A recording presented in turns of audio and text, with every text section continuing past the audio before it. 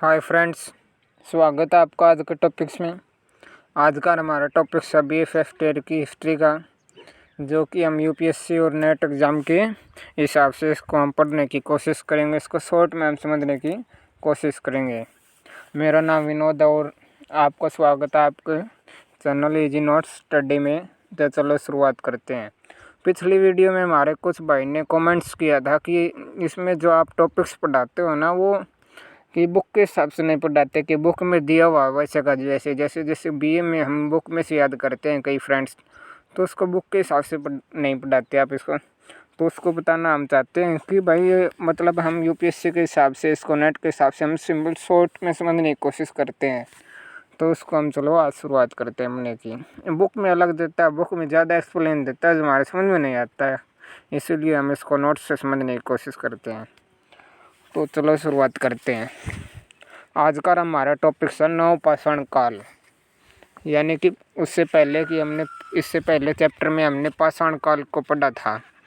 पाषाण काल में था यानी कि पत्थर से ये रिलेटिव। पाषाण काल था पत्थर, यानी कि जिसमें मनुष्य का पत्थरों से विशेष महत्व था। पत्थर से मनुष्य का विशेष महत्व था। पाषाण काल को हमने 3 पार्ट में डिवाइड किया था, यानी कि जिसमें मनुष्य का पत्थरों से विशेष महत्व था उसको हमने उस काल को हमने 3 कालों में डिवाइड किया था। जिसका फर्स्ट था पूरा पाषाण काल। इसकी समय अवधि थी 25 लाख ईस्वी से लेकर 10,000 ईस्वी पूर्व तक, और इसमें शिकारी, खाद्य संग्राहक, कृषि, पशुपालन आदि नहीं थे। इसमें मनुष्य शिकारी था और खाद्य संग्राहक था थोड़ा बहुत, यानी कि शिकार करता था और पेड़ पशुओं को मारकर खाता था और मांस उत्पादक था, मांस खाता था मनुष्य। पूर्व पूरा पाषाण काल, मध्य उत्तर का पाषाण काल, ये इसके पार्ट हैं। इसमें मुख्य औजार क्वार्टजाइट, सल्क, ब्लेड, यानी कि पत्थर के कुछ औजार थे। और खोज इसमें आग की खोज इसमें मुख्यतः पाषाण काल में, पूरा पाषाण काल में हुई थी। बाद में हम मध्य पाषाण काल, जो 10,000 ईस्वी पूर्व से लेकर 4,000 ईस्वी पूर्व तक इसका समय माना जाता है। यहाँ भी शिकार था ईस्वी पूर्व। इसमें मनुष्य शिकारी था, शिकार करता था जीवों का। खाद्य संग्राहक था, यानी कि जो खाद्य पदार्थों को संग्रहण करता था, संग्रह इकट्ठा करता था। पशुपालन इसमें शुरू किया था मनुष्य ने, पशुओं को पालना शुरू कर दिया था। आपको पता होगा कि सबसे पहला पशु कौन सा पाला था? कुत्ता को सबसे पहला पालतू बनाया था। माइक्रोथिल, लघु सूक्ष्म सर्ट, जैस्पर, ये पत्थर के नाम है जो पत्थरों के औजारों का उपयोग करते थे। आग का इसमें प्रयोग होने लगा था, यानी कि पूरा पाषाण काल में आग की खोज हो चुकी, जो इसमें आग का प्रयोग होने लगा था। उसके बाद में नवपाषाणिक क्रांति आई, जो पाषाण काल की सबसे बड़ी क्रांति कहा जाता है, यानी कि ये मेन चीज़ है पाषाण काल की, जिसमें मनुष्य ने कृषि का आरंभ करना शुरू कर दिया। जिसमें मनुष्य शिकारी और मांस उसे भोजन उत्पादक बन गया, यानी कि उसने कृषि करना आरंभ कर दिया। वो खुद पर निर्भर हो गया। वो पशुओं मारता उरता नहीं था, कम मारता था। 10,000 से लेकर 1,000 ईस्वी पूर्व तक इसका समय माना जाता है। कृषि पशुपालन की शुरुआत हुई, स्थायी निवास की शुरुआत हुई, यानी कि मनुष्य ने बसेरों को खुद को बसना, एक जगह बसाना शुरू कर दिया था। स्थायी निवासों की भी शुरुआत कर दी थी। स्लेट, यानी कि स्लेट जो मतलब है ये नहीं है कि हम लिखने वाले स्लेट, उसमें पत्थर की एक वो चार्ट पत्थर सी बनाई जाती थी, प्लेट सी मोटी सी, उसको स्लेट कहा जाता था, पत्थर की। कृषि होती थी, पहिए का उसमें आविष्कार हो चुका था। नवपाषाण काल में पहिए का आविष्कार हुआ था। नवपाषाण काल की कुछ विशेषताएं हैं। खाद्य उत्पादन शुरू हुआ, उसमें खाद्य उत्पादन शुरू हो चुका था, यानी कि मनुष्य ने पौधे उगाने शुरू कर दिए थे। खाद्य उत्पादन शुरू हो चुका था। वो कपास भी उगाने शुरू कर दी थी। कुछ ऐसे शख्स मिले जिससे कि कपास भी उगानी शुरू हो गई थी। सभ्यता में तो आपको पता था कि कपास उगाते थे लोग, उसका व्यापार भी होता था। उससे पहले तो थोड़ी बहुत ही बिल्कुल ही कम उगाते थे। खाद्य उत्पादन शुरू हो चुका था। पाषाण युग की अंतिम अवस्था थी ये नवपाषाण काल, यानी कि पाषाण युग का मनुष्य अंतिम अवस्था में था। इसमें औजार हल्के व तीक्ष्णतर हो गए थे। हल्के औजारों का प्रयोग होने लगा था। मूसल, खरल, चक्की, हसिया का इस्तेमाल होने लगा था। मूसल तो आपको पता ही होगा, चक्की वो जो पत्थर की गोल गोल घुमाने वाली जो प्राचीन चक्की थी, उसमें एक लकड़ी का मिंडा था, उसके अंदर वो क्यों डालते थे ऊपर, हाथ वाली चक्की का इस्तेमाल होने लगा था। हसिया जो दरांती आपने अब दरांती है, वो वैसी दरांती होती थी, पत्थर की दरांती, उससे फसलों को काटा जाता था। कृषि एवं खाद्य उत्पादन तथा पशुपालन, कृषि होने लगी थी, खाद्य का उत्पादन होने लगा था, पशुओं को पालने लगे थे। पूरे विश्व में 6 प्रकार की फसल उगाते थे लोग। गेहूँ, जौ, चावल, मक्का, बाजरा, आलू। मिट्टी के बर्तनों का प्रयोग होने लगा था। पहिए का उपयोग होने लगा था।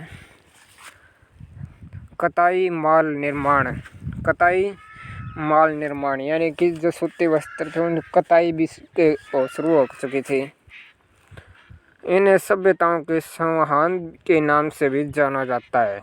यानी कि सभ्यता की मुख्य विशेषताएं यानी कि एग्जाम में आ जाए नवपाषाण काल की मुख्य विशेषताओं का वर्णन करो, तो ये हेडलाइंस मैंने आपको बता दी, इसको फुल एक्सप्लेन करके लिखना होता है। अब गोल्डन चाइल्ड, जिसने नवपाषाण काल के बारे में अपनी परिभाषाएं इस प्रकार दी हैं। कृषि की शुरुआत सबसे पहले मेसोपोटामिया के क्षेत्र में हुई। यानी कि कृषि के सबसे पहले कहाँ मिले थे? मेसोपोटामिया सभ्यता में। जब जो हड़प्पा सभ्यता के समकालीन मेसोपोटामिया की सभ्यता बताई जाती है मिस्र की, वहाँ से धीरे धीरे यह अन्य देशों में फैल गई। यह मान्यता लंबे समय तक चली रही, किंतु भारत में ने खेती मेसोपोटामिया और ईरान के मार्ग पर चलकर ग्रहण की, ये गोल्डन चाइल्ड का कहना है। लेकिन सन 1970 में इस विषय पर शोध हुआ और धारणा खत्म हो गई। यानी कि ये धारणा खत्म हो गई 1970 में। अब माना जाने लगा कि भारत में कृषि बाहर से आयातित नहीं, बल्कि यह देशज विकास थी है। पाकिस्तान के मेरगढ़ में, यानी कि जो मेरगढ़ जो प्राचीन भारत में तो भारत के अंदर ही था, अब पाकिस्तान में है वर्तमान में, वहाँ पर गेहूँ और जौ के साक्ष्य मिले हैं। यानी कि जो कृषि के साक्ष्य मिले, जिससे पता चलता है कि भारत में कृषि हड़प्पा सभ्यता के नवपाषाण काल में शुरू हो चुकी थी। प्राचीन साक्ष्य मिलते हैं मेरगढ़ में। दक्षिण भारत में ज्वार बाजरा के साक्ष्य मिलते हैं। कोइलडवा यूपी के अंदर, वहाँ पर चावल के साक्ष्य मिलते हैं, जिससे पता चलता है कि भारत में कृषि का आविष्कार पुराने समय में हो चुका था, नवपाषाण काल के समय में।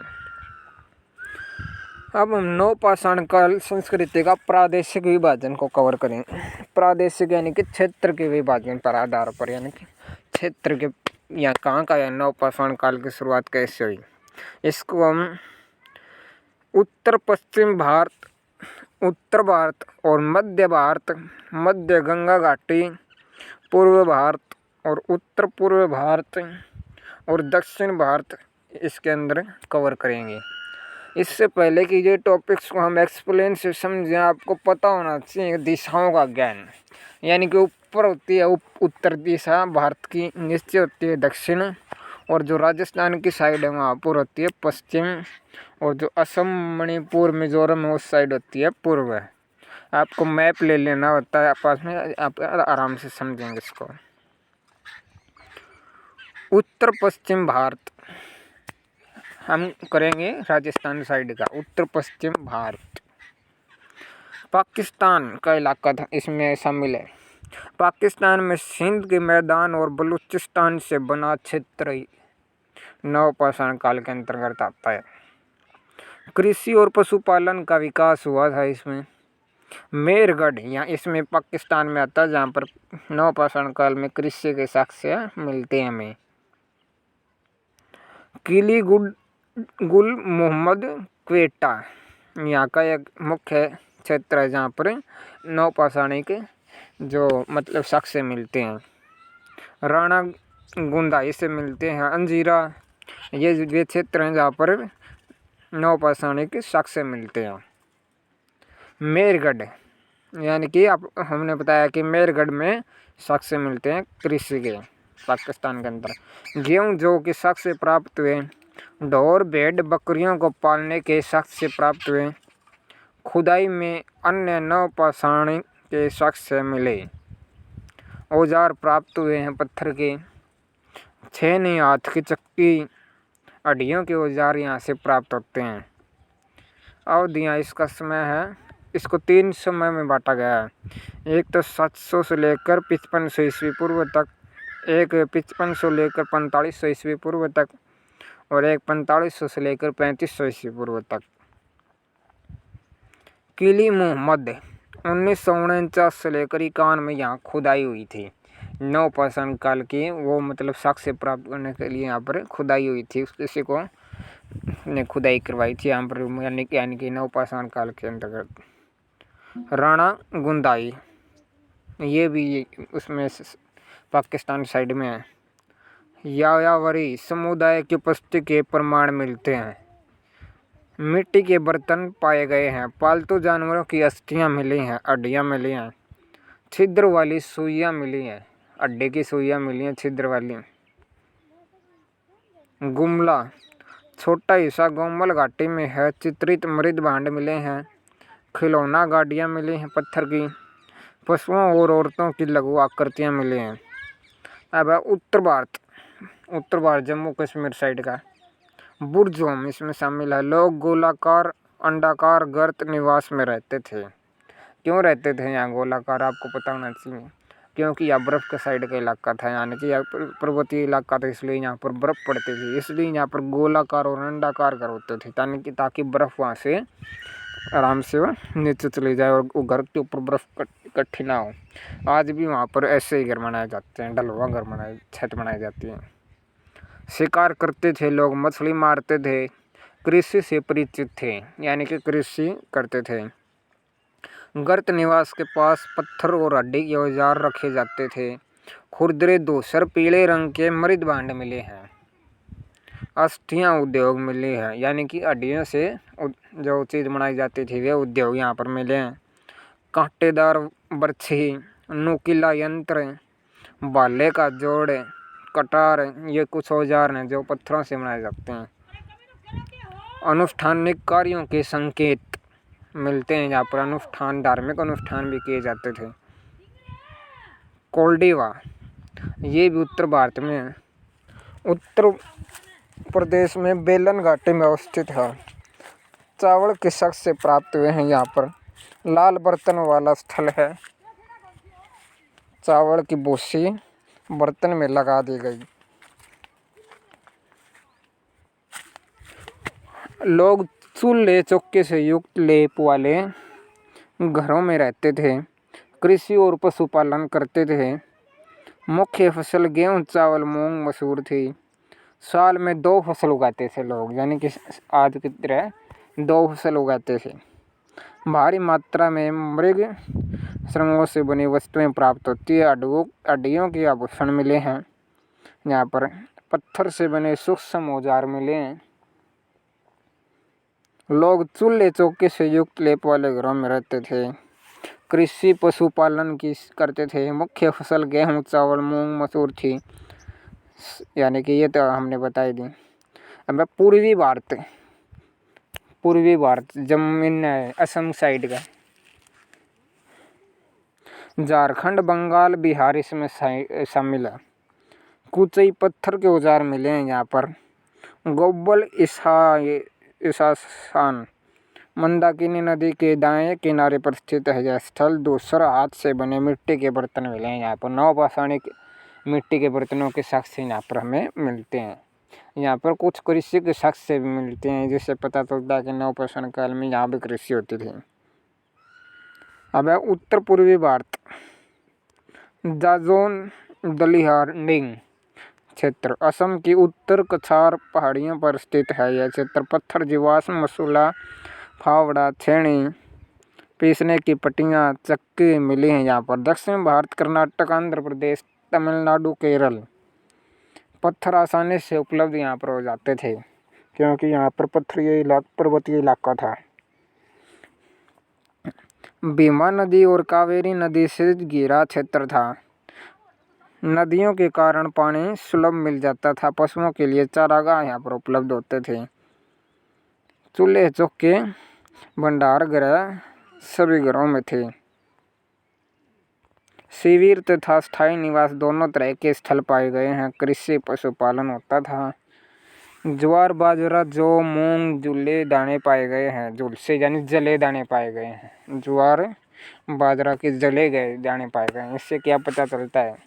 इससे पता चलता है कि यहाँ पर कृषि तो होती थी, यानी कि कृषि में अकाल पड़ गया था, सूखा पड़ गया था, जिससे कि लोगों की कृषि जल गई, यानी कि दूषित हो गई। यानी कि कृषि में कभी कभी भीषण अकाल भी पड़ जाता था। विद्वान कहते हैं कि ज्वार बाजरा दक्षिण अफ्रीका से आया था। मछली मारी जाती थी, मछली का मांस खाते थे। फिलिहान में राख का टीला मिला है। फिलिक हाल में राख का टीला मिला है। तो ये था फ्रेंड्स नवपाषाण काल की फर्स्ट वीडियो। सेकंड वीडियो में हम इसको फुल कवर करेंगे। तब तक धन्यवाद। इसको लाइक और शेयर कमेंट कर देना। Thank you friends.